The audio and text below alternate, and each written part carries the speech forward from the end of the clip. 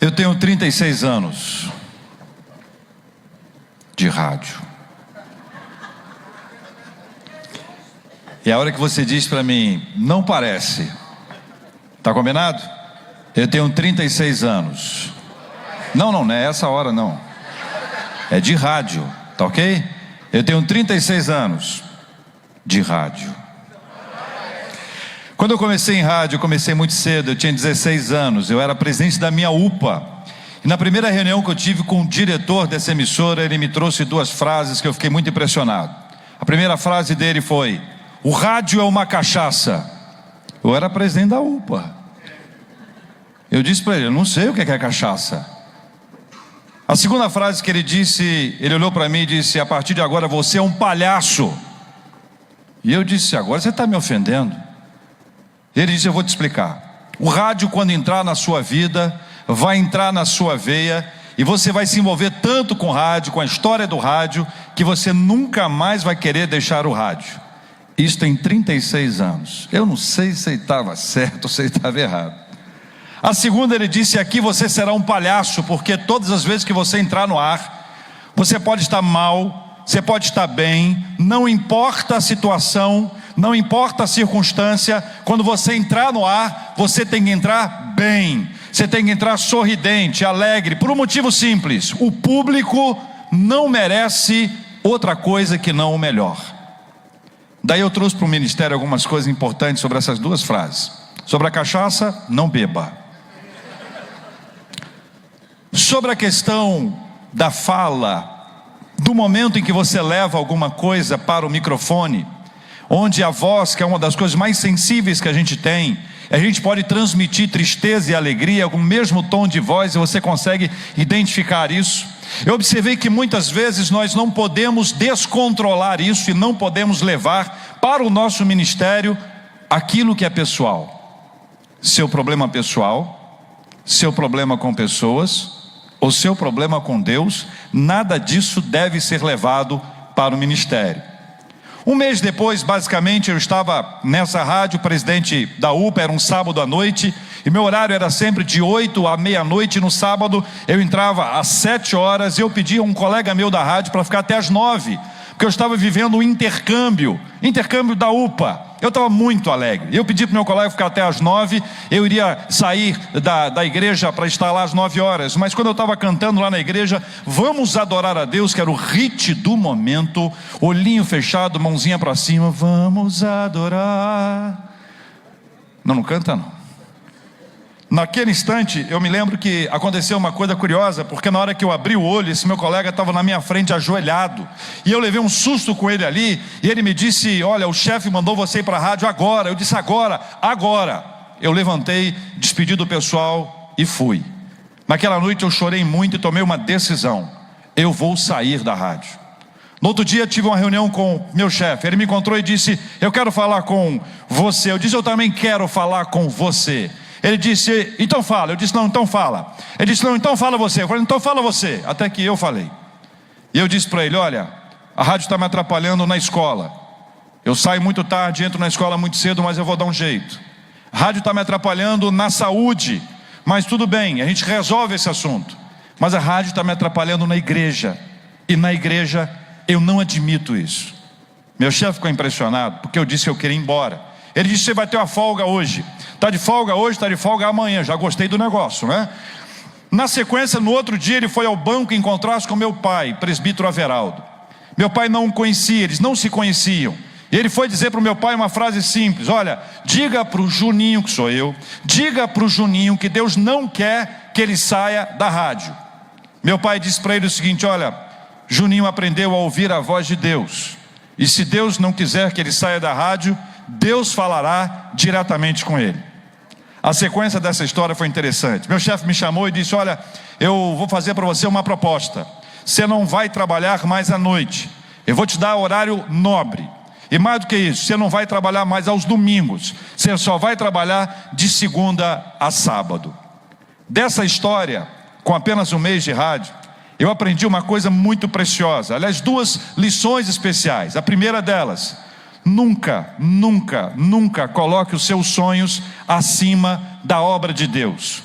Rádio era o meu sonho, mas eu estava disposto a abrir mão do meu sonho para cumprir a obra de Deus e não admitia, em hipótese alguma, que a obra de Deus ficasse em segundo plano. A segunda lição que eu aprendi é que Deus fala diretamente com a gente. Pouco tempo depois, um colega meu de rádio me procurou e disse uma frase que você já deve ter ouvido algumas vezes. Ele disse: olha, está todo mundo dizendo, essa é a parte que você conhece, ele está todo mundo dizendo que você está cantando muito no ar. E cantando muito no ar no rádio é como se eu dissesse assim: alô, APECOM, Projeto Sola, boa tarde. E eu fiquei muito impressionado com aquilo. Eu fui para casa e procurei me preparar e me controlar, e mudei a minha estratégia, e mudei a minha locução para não cantar conforme ele dizia. Passo um pouco mais de tempo, eu encontro com ele, ele me diz a seguinte frase: está todo mundo dizendo que você está cantando. Sabe quando você imagina a cena, está todo mundo? Eu imaginei as pessoas indo à loja, todo mundo. Eu imaginei as pessoas indo à praça, todo mundo. Eu pensei as pessoas indo no clube, todo mundo. E eu fiz uma pergunta muito importante para ele, é outra lição que eu trouxe para o meu ministério: quem é todo mundo? Quando todo mundo não tem nome, não é ninguém. Se alguém não tem coragem de dizer o que pensa sobre esse assunto, não vale a pena levar em consideração o que a pessoa fala. Lições que a gente vai carregando ao longo da nossa vida e buscando identificar. Passou o tempo, eu mudei de rádio e fui para uma outra emissora de rádio, em Vitória, na capital do Espírito Santo. E lá eu encontrei um diretor comercial que me deu uma das mais importantes lições do rádio. Ele disse assim: se você não tiver nada para dizer, diga a hora certa. Dizer isso para um locutor, você está me entendendo? O locutor entende que você quer ouvir a voz dele. O locutor entende que você gosta da voz dele. O locutor entende que a voz dele é mais importante que a música. Então você prepara uma música, prepara toda a sua estratégia, você coloca uma introdução na música bonita, o locutor entra em cima e começa a falar coisas do tipo: olha aí, você que está à direita, você que está aqui na frente, você que está mais ao centro, você que está atrás, alô APECOM. Aí entra o cantor. O locutor diz assim: consegui. O ouvinte diz: conseguiu estragar a música. Se você não tiver nada para dizer, diga a hora certa.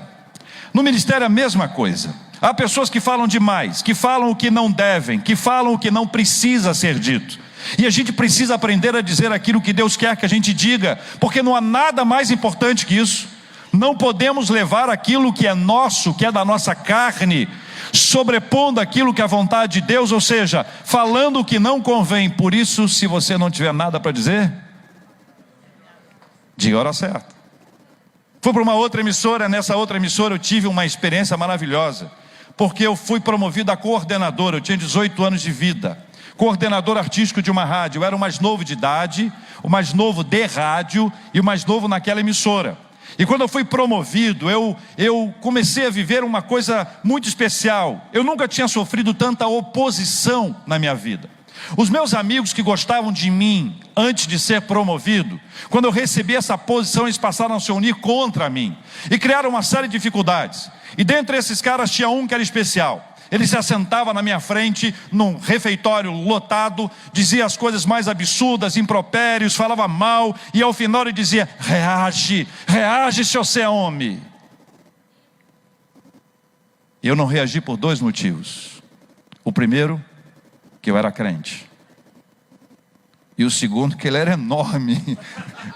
Eu achei que era prudente não reagir a ele, hipótese alguma. Quando o diretor que me promoveu saiu, esses caras se reuniram e disseram: olha, nós só queremos uma coisa, a cabeça do JR na bandeja. Eu me senti o João Batista nessa história.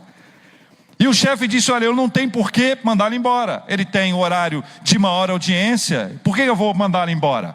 Mas sob a pressão deles, ele me colocou à noite.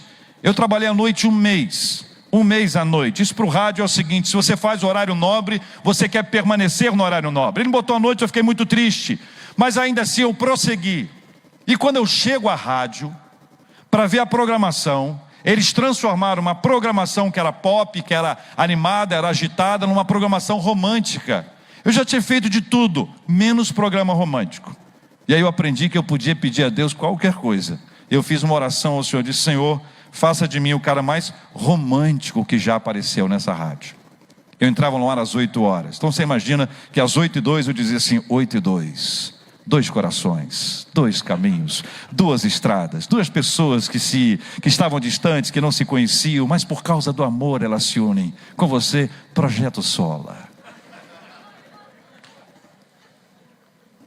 Esse programa romântico deu tanta audiência, que no final, enquanto antes esse horário, à noite, era traço de audiência, e vários dos meus colegas da manhã, do dia, já tinham passado por aquele horário, ao final de 3 meses, quando veio o Ibope, eu tinha mais audiência à noite do que o dia inteiro somado. E depois disso eu voltei para o horário nobre, o horário que eu tinha escolhido, o horário que Deus colocou para mim. Deus me honrou em todos esses aspectos, mas era tempo de mudar. Eu deixei o tempo da programação secular para fazer um programa evangélico numa rádio não evangélica. E eu comecei trazendo todo o profissionalismo que eu já tinha em FM para levar para o rádio AM. A rádio AM era uma rádio muito simples. A mesa, que já era ultrapassada naquela época, era de válvula. E se você não sabe o que é isso, é o seguinte: quando ela fecha, ela desliga. Aí você bate, ela e volta. E aí eu tive muita audiência, a audiência foi sendo desenvolvida, crescendo, sendo ampliada. Fui procurado por um diretor de uma outra emissora que disse: olha, cara, eu quero organizar um show, quero fazer um grande evento evangélico, vou trazer a banda mais importante desse tempo. E disse lá a banda. Depois ele me disse: olha, eu vou te dar o palco, eu vou te dar o som, eu vou te dar divulgação, toda a estrutura. E eu fiquei esperando a conta, né? O que é isso aí? Ele me disse: olha, você só tem que fazer uma coisa. Eu disse: qual? Você me chama no palco, me abraça e diz assim: fulano de tal, meu amigo e candidato a deputado estadual. Aí eu disse para ele: cara, acho que não vai rolar, não vai dar. E eu aprendi que a gente não pode negociar os nossos valores. Ainda que propostas boas sejam feitas e que você veja até uma certa possibilidade de realização dessas coisas, a gente deve levar em consideração aquilo que Deus tem para nós e abrir mão de todas essas coisas, ao invés de vivê-las. É melhor abrir mão e não negociar os nossos valores. Vou dar um salto no tempo agora, nos dias mais atuais, no Rio. Faço um programa de debate numa rádio há 18 anos, uma rádio evangélica. E eu recebo 3 pastores, psicólogos, músicos, políticos, enfim, personalidades diversas. E as pessoas são de várias denominações diferentes. E uma coisa que eu pude observar é que, embora as pessoas tenham opiniões diferentes, eu preciso aprender a respeitar as pessoas. Eu posso discordar da opinião delas. Eu posso discordar do seu posicionamento teológico, mas eu preciso manter o meu respeito pelas pessoas.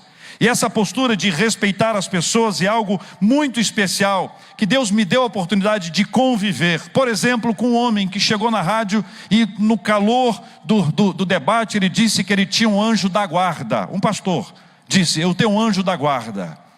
Eu disse: o senhor tem um anjo da guarda ou um anjo que guarda? Que eu estava tentando ajudar o irmão. Ele disse: não, eu tenho um anjo da guarda, eu tenho e você também tem. Eu falei: então larga o meu quieto. E ele disse: o meu anjo da guarda vai comigo aonde eu for. Aí eu perguntei: ele está aqui? Ele disse: tá. Eu disse: aonde? Ele disse: ali. Apontou, eu olhei e não vi. Ele disse: o meu anjo da guarda tem nome, eu chamo pelo nome. Eu disse: tem nome? Qual o nome do seu anjo da guarda? Ele disse: Gabriel. Eu falei: que isso? Rapaz, tu tá colado, meu irmão, pelo amor de Deus. Gabriel! É lógico que eu discordo dele, mas isso não quer dizer que eu deva desrespeitá-lo. Isso não quer dizer que ele não deva ser valorizado por mim, a despeito de questionar essa ou qualquer uma outra ideia, dentre muitas que eu recebi.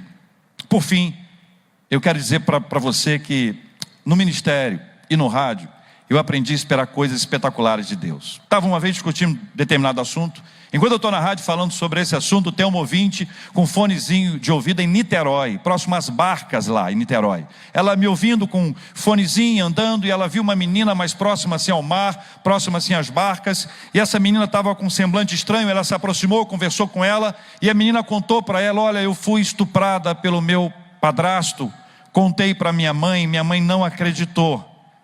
Meu padrasto adoeceu e morreu de AIDS. E eu estou agora voltando do laboratório. Eu fiz o exame e deu positivo. Eu quero me matar. A menina, ouvindo a gente, ligou para a rádio, me contou essa história. Nós paramos todos aqueles assuntos e começamos a falar somente com ela. Milhares de pessoas, 200, 300 mil pessoas por minuto acompanhando a gente. Eu abri mão de tudo aquilo para falar diretamente com ela, porque Deus faz coisas espetaculares, maravilhosas. Aquela menina não apenas teve alguém que pudesse abraçá-la, acolhê-la, mas teve o acompanhamento psicológico, teve acompanhamento espiritual, e Deus abençoou a vida dela. Como também de uma outra ouvinte, que me contou a seguinte história. Ela estava querendo dar cabo de sua vida, e fez o seguinte acordo, segundo ela, com Deus: se o senhor não falar comigo durante o debate, eu vou me matar. E durante o debate, segundo ela, Deus não falou com ela. Ela desligou o rádio e foi em direção à janela do seu apartamento. E quando ela estava se aproximando da janela, ela ouviu a minha voz falando com ela. Quando ela olha para o rádio, desligado, ela se ajoelhou, se reconciliou com Deus e me mandou um e-mail para contar essa história. O rádio desligado. Prepare-se para viver coisas espetaculares. Boa tarde.